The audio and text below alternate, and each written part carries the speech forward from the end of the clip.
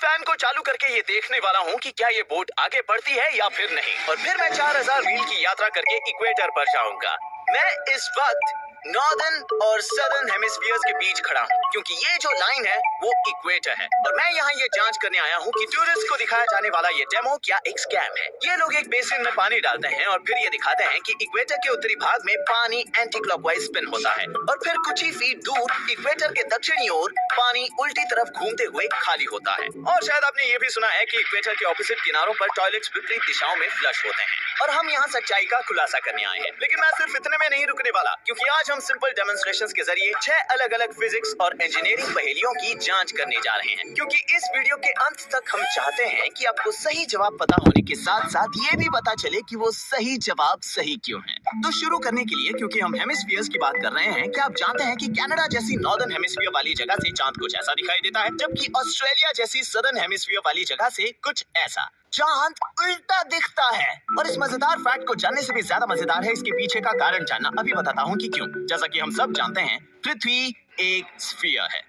तो अगर आप नॉर्दर्न हेमिस्फीयर के नॉर्थ पोल पर खड़े सुपरमैन होते तो आप कुछ ऐसे दिखते, लेकिन अगर आप सदर्न हेमिस्फीयर के साउथ पोल पर खड़े थॉर होते तो आप ऐसे दिखते। अब हमें पता है कि मून पृथ्वी का कुछ इस तरीके से चक्कर लगाता है। अब मैं इस पर एक एरो बनाऊंगा ताकि हम इसके ओरिएंटेशन पर नजर रख पाए। तो अब नॉर्थ पोल पर खड़े सुपरमैन के लिए ये एरो ऊपर की ओर पॉइंट कर रहा होगा, लेकिन साउथ पोल पर खड़े थॉर के लिए ये एरो नीचे की तरफ पॉइंट कर रहा होगा, उसके नजरिए से देखें तो। और मैं जानता हूँ कि आप क्या सोच रहे हैं। अगर ये सब सच है तो इक्वेटर पर खड़े स्पाइडरमैन के लिए ये एरो किस ओर पॉइंट कर रहा होगा? वेल, हमारे इस मॉडल के अनुसार स्पाइडरमैन को मून टेढ़ा दिखना चाहिए, और जैसा कि आप देख सकते हैं यहाँ इक्वेडोर में इक्वेटर के ठीक ऊपर मुझे बताते हुए खुशी हो रही है कि मून वाकई में टेढ़ा नजर आता है। अब साथ में से दूसरे फन फैक्ट के लिए, अगर आप कार्डबोर्ड पर इस तरह से 2 पिन्स लगा दें और फिर उन्हें एक रस्सी से जोड़ें तो इसे ट्रेस करने पर आपको मेरा मनपसंद ज्योमेट्रिक शेप मिलेगा, एक एलिप्स। लेकिन मैं इन पिन होल्स की एक बहुत ही खास बात बताना चाहता हूँ। इन्हें कहते हैं फोकस पॉइंट्स, और इन दोनों फोकस पॉइंट्स में से निकली कोई भी सीधी लाइन एलिप्स से टकराकर हमेशा दूसरे वाले फोकस पॉइंट पर ही जाकर रुकेगी। और ये रहा सबूत, क्योंकि मैंने एक फोकस पॉइंट पर लेजर पॉइंटर लगाया है और दूसरे पर वैक्स बॉल, और इस एलिप्स के अंदर की दीवार कांच की है, और आप देख सकते हैं कि मैं चाहे जहां भी लेजर घुमाऊं वो हमेशा रिफ्लेक्ट होकर सीधे वैक्स पर ही जा गिरेगा। और अब मैं बताता हूँ इससे भी ज्यादा कूल बात। अगर आप एलिप्स के आकार का एक बड़ा कमरा बनाएं और फिर उसके फोकस पॉइंट पर खड़े रहें तो दूसरे फोकस पॉइंट पर खड़े किसी इंसान का खुसफुसाना भी सुन सकते हैं, चाहे वो कई 100 फीट दूर क्यों ना हो, क्योंकि सभी साउंड वेव्स रिफ्लेक्ट होकर सीधे आपके कानों पर ही पड़ेंगी। इनफैक्ट इस तरह का कमरा वाकई में मौजूद है। इसे बनाया था जॉन क्विंसी एडम्स ने यूएस के कैपिटल बिल्डिंग में, और कहा जाता है कि वो अपने दुश्मनों की चालों का पहले ही पता लगा लेते थे जो कमरे के दूसरी तरफ उनके खिलाफ षड्यंत्र रचते। और अब क्योंकि आप इसके पीछे का विज्ञान जानते हैं, आप समझ सकते हैं कि जॉन क्विंसी एडम्स ने अपना डेस्क बाईं तरफ वाले फोकस पॉइंट पर क्यों रखा। अब आते हैं तीसरे नंबर पर। हम सब जानते हैं कि जब हम कार का एक्सेलरेटर जोर से दबाते हैं तो उसके अंदर का सामान पीछे की ओर सरक जाता है, और जब ब्रेक लगाते हैं तो सारा सामान आगे आता है, जिसमें आप भी शामिल हो। इसीलिए हमेशा सीट बेल्ट लगानी चाहिए। तो फिर ऐसा क्यों होता है कि किसी बर्थडे पार्टी में जाते समय जब मैं ब्रेक लगाता हूँ तो केक तो आगे आ जाता है, लेकिन बलून्स पीछे की ओर खिसक जाते हैं? चलो, केक तो आगे इसीलिए आया क्योंकि उसके ऊपर न्यूटन का पहला नियम लागू होता है, जो ये कहता है कि सभी चीजें आलसी होती हैं और वो अपनी जगह से तब तक नहीं हिलेंगी जब तक कोई बल उन्हें मजबूर ना करे। और न्यूटन का दूसरा नियम कहता है कि जितना ज्यादा आपका वजन होगा, आपको अपनी जगह से हिलाने के लिए उतनी ही ज्यादा बल की आवश्यकता होगी। लेकिन एक चीज है जो हम कभी कभी भूल जाते हैं, हमारे आसपास की हवा भी एक तरल है और उसमें भी मास है, उसमें भी कुछ वजन है। इसीलिए तो एयर प्रेशर का अस्तित्व है। हमारे ऊपर बहुत से एयर मॉलिक्यूल्स मौजूद हैं जिनका अपना थोड़ा सा वजन है। मान लीजिए कि हम हवा के ढेर के नीचे दबे हैं, इसीलिए जब आप पहाड़ चढ़ते हैं तो आपका चिप्स का पैकेट फूल जाता है। ऐसा इसलिए है क्योंकि ये हवा के ढेर के ऊपर चला गया है, और अब इसके ऊपर कम हवा है जो इस पर चारों तरफ से दबाव डालेगी। आपको सबूत चाहिए? तो ये रहा एक आसान सा एक्सपेरिमेंट, आपको ये दिखाने के लिए कि हवा का भी वजन होता है। जब मैं इस गुब्बारे को इस साइन पर फेंकता हूँ तो ये हिलता जरूर है, लेकिन गिरता नहीं। अब मैं उसी गुब्बारे को लेकर उसमें थोड़ी और हवा भरूंगा, बस। बाकी सब कुछ ठीक पहले की तरह ही है, लेकिन अब ये उस साइन को गिरा पाता है। तो इसका मतलब है कि हमने सिर्फ थोड़ी हवा डालकर इसका वजन बढ़ा दिया, क्योंकि न्यूटन के दूसरे नियम के अनुसार ही जो चीज जितनी ज्यादा वजनदार होगी उससे दूसरी चीजों को गिराना उतना ही ज्यादा आसान होगा। तो कार में जब आप ब्रेक्स दबाते हैं तो सिर्फ उसमें रखा भारी सामान ही आगे आना नहीं चाहता, बल्कि वो हवा भी आगे आना चाहती है, क्योंकि उसमें भी वजन है। तो मेरे ब्रेक्स दबाने पर कार की सारी हवा भी आगे आती है, और चूंकि वो हवा गुब्बारे की हीलियम गैस से ज्यादा डेंस है, हल्का गुब्बारा पीछे की ओर धकेला जाता है। और हम यही अपेक्षा करेंगे, है ना? हम कहते हैं कि हीलियम बलून हवा में तैरता है, या फिर ये पिंग पोंग बॉल पानी में तैरती है। लेकिन असल में हो ये रहा है कि भारी और ज्यादा डेंस चीज, जो इस केस में पानी है, जबरदस्ती लाइन में आगे बढ़ता है, इस बेचारे पिंग पोंग बॉल को रास्ते में पीछे हटाते हुए। इनफैक्ट आप देख सकते हैं कि जब मैं इस जार को इस तरह रखता हूँ तो वही होता है जो कार में हुआ था। जब मैं इसे धक्का देता हूँ तब पानी पीछे आता है, जिससे पिंग पोंग बॉल आगे चली जाती है, और जब ये रुकता है पानी आगे जाकर पिंग पोंग बॉल को पीछे धक्का देता है। और अब नंबर 4 के लिए हम वापस इस बोर्ड पर आते हैं, ये जानने के लिए कि अगर ये सेल बोट हवा से चलते हैं तो फिर वो इस तरह का एक बड़ा फैन लगाकर इसे आगे धकेलने की कोशिश क्यों नहीं करते, कुछ इस तरीके से जिस तरह ये आदमी एक लीफ ब्लोअर और छाते का इस्तेमाल करके अपने स्केट बोर्ड पर घूम रहा है। चलिए इसे समझने के लिए एक फैन से जुड़े ट्रेन कार के सिंपल डेमो की मदद लें। जब मैं फैन चालू करता हूँ ये दाईं तरफ हवा फेंकता है, तो ट्रेन किस तरफ जाएगी? वेल ये बेशक बाईं ओर ही जाएगी, क्योंकि फैन हवा को पीछे धकेलता है, जिससे ट्रेन पर एक विपरीत बल पड़ता है, जो फैन के द्वारा लगाए गए बल के बराबर होता है। जिस तरह एक विमान का प्रोपेलर हवा को पीछे धक्का देता है ताकि विमान आगे बढ़ सके। ये मेरे स्केट बोर्ड पर खड़े होने से अलग नहीं है। जब मैं तरबूजों को बाईं ओर धक्का देता हूँ तो वे मुझे पीछे धकेलते हैं और मैं दाहिनी तरफ लुढ़क जाता हूँ। फिर से तो अब चलिए यहाँ एक ईंट रख देते हैं ताकि ये कार हिल ना पाए, और फिर एक दूसरी कार जिस पर सेल होगी। अब जब मैं फैन ऑन करूंगा तो ये किस तरफ जाएगा? बेशक दाहिने तरफ, क्योंकि तेज बहती हुई हवा सेल से टकराती है, जैसे इसे ढेर सारे छोटे छोटे तरबूज धक्का दे रहे हों। तो अब अगर हम ईंट हटा दें और ये कार बाईं तरफ जाना चाहती है और ये दाहिने तरफ, तो क्या होगा अगर हम इन दोनों को जोड़ लें? कुछ नहीं, क्योंकि इन दोनों पर बराबर का बल लग रहा है, क्योंकि ये दोनों विपरीत दिशा में जाना चाहते हैं, वो भी एक ही बल के इस्तेमाल से। एक फैन बोट को आगे बढ़ा सकता है, आपको बस सेल को हटाना होगा और फैन का मुंह दूसरी तरफ करना होगा। लेकिन अगर आप इतना कर ही रहे हैं तो आप उसी फैन को लेकर पानी में डाल सकते हैं, जहाँ पानी जैसे भारी तरल को धक्का देना हवा के मुकाबले ज्यादा आसान होगा। बिल्कुल सही समझे, बोट प्रोपेलर्स भी यही करते हैं। और जब मैंने इसे असल जिंदगी में टेस्ट किया, जैसा कि आप देख सकते हैं, मैं कहीं नहीं जा रहा। तो अगर खुद ही नैया पार लगाना सच में नामुमकिन है, तो उस आदमी का क्या जो अपने लीफ ब्लोअर और छाते की मदद से स्केट बोर्ड पर सवार था? फिर मैंने उसकी तरकीब आजमा के देखी और कहना पड़ेगा ये काम तो करता है,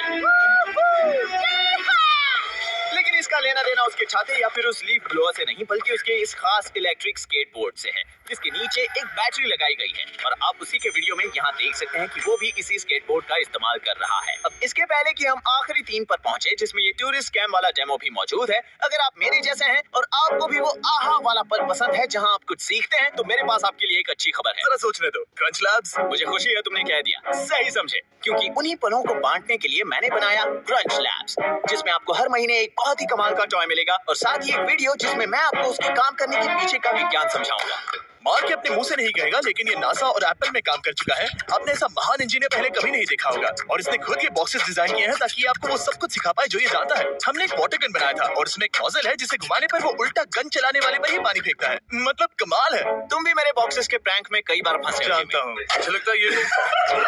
तो अगर आप मिस्टर बीस्ट को प्रैंक करना चाहते हैं और साथ ही वो पलों के मजे उठाना चाहते हैं, तो अधिक जानकारी के लिए जाइए crunchLabs.com पर। अब 5वें नंबर पर है वो सबसे क्रेजीएस्ट फैक्ट जो मैं जानता हूँ। मान लीजिए मैंने रस्सी को पूरी पृथ्वी के इर्द गिर्द बांधा है, लेकिन मुझे अभी अभी पता चला कि इसे जमीन से करीब 1 फीट ऊपर होना चाहिए था। तो अब सवाल ये है कि ऐसा करने के लिए मुझे और कितनी एक्स्ट्रा रस्सी की जरूरत पड़ेगी। अब आप सोच रहे होंगे कि 2 गुना या फिर 3 गुना, लेकिन क्या होगा अगर मैं आपसे कहूँ कि आपको सिर्फ इतनी ही एक्स्ट्रा रस्सी खरीदनी होगी? Exactly 6.28 feet. जरा सोचिए, इस बारे में पृथ्वी का सर्कमफेरेंस 131 मिलियन फीट है और आपको सिर्फ इतनी ही रस्सी और चाहिए होगी इसे जमीन से 1 फीट ऊपर उठाकर पूरी पृथ्वी को बांधने के लिए। और हैरानी की बात तो ये है कि अगर हम ऐसा एक बास्केटबॉल के साथ करें तो भी हमें उतनी ही एक्स्ट्रा रस्सी लगेगी। और इसके पीछे का मैथ 8 स्टैंडर्ड के अलजेब्रा जितना ही सरल है। यहाँ जैसे कि आप देख सकते हैं, दोनों साइड का रेडियस कैंसिल हो जाता है। इससे कोई फर्क नहीं पड़ता कि आप कौन से साइज का सर्कल ले रहे हैं, आपको जवाब हमेशा 2 पाई ही मिलेगा, यानी ठीक 6.28 फीट लंबी रस्सी। लेकिन अगर आपको मैथ नहीं पसंद तो चिंता मत करो, क्योंकि अगर आप पृथ्वी को एक स्क्वायर समझें तो सारी बात क्लियर हो जाएगी। ऑब्जेक्ट किस साइज का हो इससे कोई फर्क नहीं पड़ता। तो अगर मैंने शुरुआत इस रस्सी से की और फिर उसे 1 मीटर हवा में उठा लिया तो हर कोने में मुझे सिर्फ 2 फीट एक्स्ट्रा रस्सी की जरूरत पड़ेगी, यानी कुल मिलाकर 8 फीट। और अगर आप ये बास्केटबॉल वाला एक्सपेरिमेंट अपने टीवी पर करें तो भी आपको यही रिजल्ट मिलेगा। 8 एक्स्ट्रा फीट रेक्टेंगल के लिए, जो एक सर्कल के लिए जरूरी एक्स्ट्रा 6.2 फीट के बहुत करीब है। नंबर 6 पर एक किक स्टार्ट प्रोडक्ट है जो कुछ सालों पहले आया था और इसका दावा है कि ये भारी बैग के झटकों को 86% से कम करता है। बैग्स के भविष्य में आपका स्वागत है। आपने कभी ऐसा बैकपैक नहीं देखा होगा जो ऐसे हिलता है और आपको आराम से चलने देता है। और ये सिर्फ दिखावे के लिए नहीं है, वजन को सस्पेंड करके हवा ग्लाइड झटकों को 80 से 90% तक कम कर देता है। मेरा इस पर इंटरेस्ट तब आया जब कमेंट सेक्शन में लोग ये चर्चा कर रहे थे कि ये सच में काम आसान करेगा या नहीं। तो आपको क्या लगता है, क्या ये एक स्कैम है? ये स्कैम इसलिए नहीं हो सकता क्योंकि जब आप एक साधारण भारी बैग पहनकर चलते हैं तो हर कदम के साथ वो ऊपर नीचे झटके खाता है, क्योंकि हर कदम पर आप उसके भार को गुरुत्वाकर्षण बल के विरुद्ध खींचते हैं। ये इस वजन को किसी सख्त रस्सी के जरिए ऊपर नीचे करने जैसा है। लेकिन अगर बैग इलास्टिकली सस्पेंडेड होता तो उसका इनर्शिया उसके नीचे या ऊपर ज्यादा उछलने से रोकता। तो इसके जरिए आप अब भी ऊपर नीचे कूद सकते हैं मगर बैग नहीं हिलेगा। ये ऐसा होगा मानो सख्त रस्सी को किसी इलास्टिक रस्सी से बदलना। और आप देख सकते हैं कि अब मुझे अपने हाथ को ऊपर नीचे करने में कोई परेशानी नहीं हो रही क्योंकि वजन उतना हिल नहीं रहा। लेकिन इस आइडिया का विरोध करने वालों ने कहा कि इस सिस्टम को काम करने के लिए जो पुलिस, कॉर्ड्स और एक्स्ट्रा फ्रेम्स चाहिए उनका वजन 4 एक्स्ट्रा पाउंड्स है। और भले ये पाउंड्स हो या ना हो, यहाँ बात 4 पाउंड्स एक्स्ट्रा वजन लेकर पहाड़ चढ़ने की है। और उस वीडियो में आइडियल केसेस दिखाए गए हैं। असल जिंदगी में ऊबड़ खाबड़ रास्तों पर सफर इतना आसान नहीं होता। और मुझे लगा कि दोनों ही बातें अपनी अपनी जगह पर सही हैं। तो क्योंकि मैं वैज्ञानिक विधि में विश्वास रखने वाला इंसान हूँ, मैंने अपने लिए इसे मंगाया और फिर कुछ मील हाइकिंग करने निकल पड़ा, जहाँ मैंने इस हाईटेक बैग की तुलना एक साधारण बैग के साथ की, दोनों बैग्स में बराबर वजन रखकर। अब तक तो मुझे ये पसंद नहीं आया, लग रहा है जैसे ये मुझे पीछे खींच रहा है। जॉगिंग करके देखता हूँ। ओह, अब ये हुई ना बात। मुझे लगता है यही सही तरीका है शायद। अगर इसके साथ तालमेल बैठा है तो ये जादू जैसा है, यदि तालमेल नहीं बैठा तो ये नहीं जमेगा। ओह हाँ, एक बार जैसे ही तालमेल टूटा यही मेरे गिरने का कारण बनेगा। तो मैं इस निर्णय पर पहुंचा कि ये एक स्टेबल प्रेडिक्टेबल रास्ते पर काम आ सकता है, लेकिन इसके आउट ऑफ सिंक इश्यूज की वजह से इसके 4 पाउंड के एक्स्ट्रा वजन को उठाना मुझे कोई मतलब का नहीं लगता। अब हमारे आखिरी साइंस चैलेंज के लिए हम यहाँ इक्वेडोर के इक्वेटर के यहाँ वापस आए हैं, ये देखने के लिए कि ये मशहूर टूरिस्ट अट्रैक्शन क्या असल में एक स्कैम है। क्या पानी सच में विपरीत दिशाओं में ड्रेन होता है जब आप इक्वेटर के कुछ फीट ऊपर या नीचे जाते हैं तो? और क्या टॉयलेट्स भी नॉर्दर्न हेमिस्फीयर और सदर्न हेमिस्फीयर में विपरीत दिशाओं में फ्लश होते हैं? टॉयलेट्स के मामले में आइए मैं पहले इस मिथक को झूठा साबित करूं। क्योंकि अगर आप ध्यान से देखें तो टॉयलेट का पानी किस दिशा में घूमेगा ये इस बात पर निर्भर करता है कि कमोड की बनावट कैसी है, क्योंकि कमोड के नोजल्स थोड़े टेढ़े बनाए जाते हैं। लेकिन उन सिंक्स का क्या जिनमें बस एक ड्रेन है, जैसे कि इस डेमो में जहाँ कोई नोजल नहीं। मानिए या ना मानिए, इसके पीछे थोड़ी बहुत सच्चाई है, क्योंकि ये एक असली सिद्धांत पर आधारित है जिसका नाम है द कोरियोलिस इफेक्ट। और यही कारण है जिसकी वजह से हमें नॉर्दर्न हेमिस्फीयर में काउंटर क्लॉकवाइज घूमने वाले तूफान दिखाई देते हैं, जिन्हें हम हरिकेन्स कहते हैं, और सदर्न हेमिस्फीयर में क्लॉकवाइज घूमने वाले चक्रवात जिन्हें साइक्लोन्स कहा जाता है। और इसके पीछे का कारण समझना बहुत आसान है। मान लीजिए आपके पास एक बड़ा सा सिंक है जो इक्वेटर से लेकर नॉर्थ पोल तक फैला हुआ है। अब इस केस में सिंक में इक्वेटर के यहाँ जो पानी की बूंद है वो पृथ्वी के घूमने के साथ साथ बहुत तेजी से सफर करती है। वही सिंक के बीच जो पानी बूंद होगी वो थोड़ा धीरे यात्रा करेगी, और नॉर्थ पोल की यहाँ वाली बूंद स्थिर है क्योंकि वो पृथ्वी के एक्सिस के ठीक ऊपर है। तो अब जब आप सिंक का प्लग हटाते हैं और पानी बीच में बहना शुरू करता है तो इक्वेटर के यहाँ की बूंद ज्यादा तेजी से बीच की ओर जाती है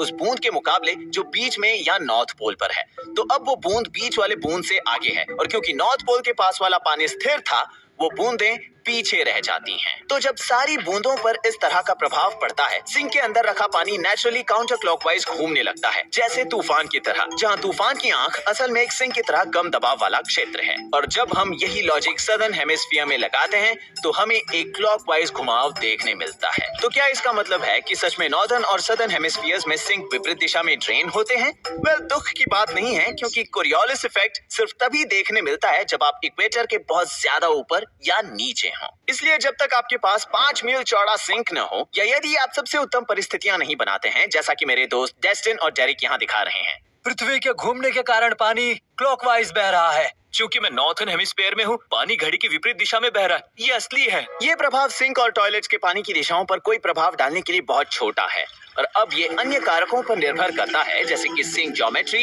या ये फैक्ट कि जो पानी दिखने में स्थिर लग रहा है, लेकिन वास्तव में प्लग निकाले जाने से पहले उसमें थोड़ी सी हलचल बची थी। तो टूरिस्ट के लिए दिखाए गए डेमो का क्या? वेल, अगर आप उन वीडियोस को ध्यान से देखें तो आप पाएंगे कि वो आखिर में बाल्टी को ट्विस्ट करता है और फिर पानी उसी दिशा में घूमते रहता है। तो यहाँ पर पानी डालने के बाद वो बाल्टी को इस दिशा में ट्विस्ट करता है, जिसके बाद वो उसी दिशा में ड्रेन होता है, और फिर सिंक को इक्वेटर के इस तरफ रखने के बाद पानी डालते वक्त वो बाल्टी को दूसरी तरफ ट्विस्ट करता है, जिससे पानी दूसरी तरफ बहकर ड्रेन होता है। इनफैक्ट आप इस तरीके का इस्तेमाल करके इस डेमो को अपने घर पे भी दोहरा सकते हैं और इस सिंक में पानी को दोनों तरफ घुमा सकते हैं। और इसलिए इसमें कोई आश्चर्य नहीं होना चाहिए कि जब मैंने ये सवाल पूछा, क्या ये तभी काम करेगा अगर पानी मैं डालूं? तो मुझे इसे टेस्ट करके देखने का मौका नहीं दिया गया। और तो और इस सब के ऊपर एक और बहुत ही जरूरी बात, अगर आप इस जगह के असली जीपीएस कोऑर्डिनेट्स निकालें तो आप पाएंगे कि ये असली इक्वेटर से एक फुटबॉल के मैदान से भी ज्यादा दूर है। मतलब हम वास्तव में सदर्न हेमिस्फीयर में ही थे। तो असली विज्ञान दिखाने के बजाय ये बस इनके आपसे पैसे लूटने के तरीके हैं, एक लेम से मैजिक ट्रिक के जरिए, जहां असली जादू वो सारा नया रसदार ज्ञान है जिसे मैंने वायरलेसली स्क्रीन के जरिए ट्रांसफर किया है, जिस पर आप मुझे देख रहे हैं, मेरे मस्तिष्क से सीधे आपके मस्तिष्क में। नया साल आ गया, इसका मतलब ये बिल्कुल सही वक्त है कुछ नया सीखने का, क्योंकि कुछ नया सीखने का ये जुनून ही है जिसने मुझे YouTube वीडियोस और क्रंच लैब्स बॉक्सेस बनाने का जोश भरा है, जहां हम हर महीने आपके दरवाजे पर एक मजेदार टॉय भेजते हैं। और आप ना सिर्फ ये सीखेंगे कि एक इंजीनियर की तरह कैसे सोचें और बिल्ड करें, बल्कि उनके काम करने के पीछे का विज्ञान भी सीखेंगे। हर महीने एक नया सिद्धांत होगा, और सबसे अच्छी बात ये है कि बिल्कुल जैसे आपको ये वीडियो देखकर आनंद आया होगा, ऐसा लगा ही नहीं कि हम कुछ सीख रहे हैं, क्योंकि हम सब्जियों को छुपाने में एक्सपर्ट हैं। इसे मेरे कहने का ये मतलब है कि 87% बच्चों ने इसे 1 से 10 के बीच वाले स्केल पर 8 रेटिंग दी है, और 4 में से 3 से अधिक माता पिता ने कहा कि बिल्ड बॉक्स मिलने के बाद उनके बच्चे में स्टेम और इंजीनियरिंग के प्रति एक नया जुनून पैदा हुआ। यस। और तो और हर महीने आपको मिलेगा एक प्लैटिनम टिकट जीतने का मौका, और अगर आपको वो मिले तो फिर आपको यहाँ क्रंच लैब जाकर मेरे और मेरी टीम के साथ बिल्ड करने का मौका मिलेगा। अगर आपको अपने सुपर पावर जैसे सीखने के जुनून को जगाए रखना है तो जाइए crunchlabs.com पर या डिस्क्रिप्शन में दिए गए लिंक पर क्लिक करके आज ही अपना बिल्ड बॉक्स सब्सक्रिप्शन लें। Thanks for watching.